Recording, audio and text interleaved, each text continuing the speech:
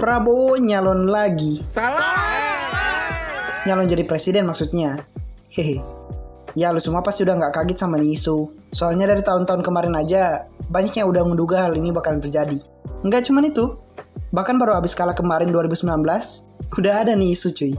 Dan bener aja, untuk yang kesekian kalinya gagal, bapak yang satu ini tetap ngebet buat nyalonin diri di tahun 2024. Wow, nggak main-main ini. Hal ini dikonfirmasi Pak Prabowo di Rapimnas Gerindra 2022. Kalau nggak salah sekitar tanggal 12 Agustus kemarin. Beliau bilang dia berani maju kembali karena ada banyaknya dorongan dari DPD Gerindra. Ada 34 DPD partai katanya yang udah bulat tekadnya untuk nyalonin beliau. Nggak cuman itu, kalau kita lihat di beberapa survei, contohnya SMRC, Pak Prabowo tetap ada di bagian atas. Ya, walaupun di atasnya masih ada. Namun kalau kita lihat di sini artinya sampai sekarang masih banyak orang yang naruh kepercayaan buat Pak Prabowo agar bisa memimpin negara. Ya walaupun berkali-kali gagal, totalnya bakal menjadi 4 kali nyapres. Dan kalau ini beneran terjadi, mungkin bakal menjadi sejarah tuh, atau minimal masuk rekor muri lah. Capres dengan jumlah kegagalan terbanyak. Maksudnya capres dengan jiwa paling kesatria dan pantang menyerah. Saya cinta Prabowo. Hehehe. Buat lo yang belum tahu, Pak Prabowo udah nyalon dari 2019 dulu. Waktu itu jadi wakilnya Bu Mega kalau nggak salah. Namun masih gagal.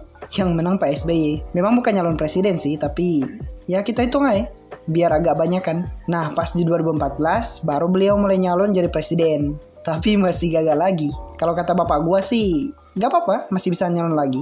Setelah itu di tahun 2019 Pak Prabowo nyalon lagi dengan lawan yang sama dan juga hasil yang sama, gagal lagi.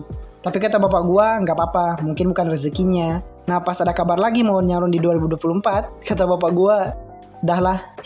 Itu kata bapak gua ya, jangan ngehujat, kualat nanti nih.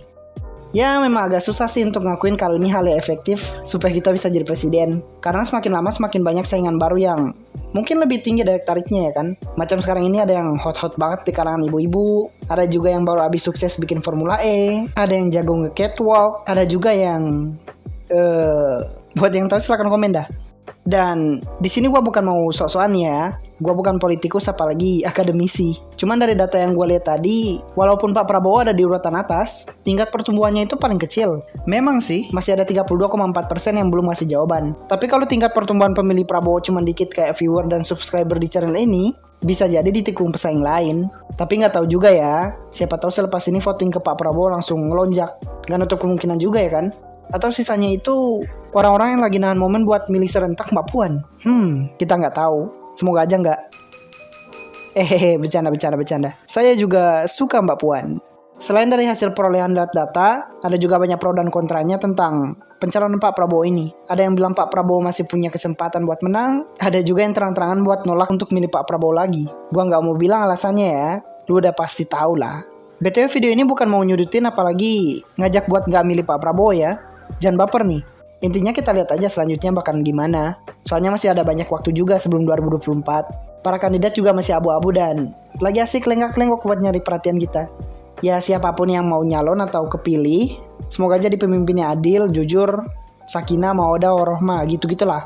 Dengan penuh rasa tanggung jawab, saya menerima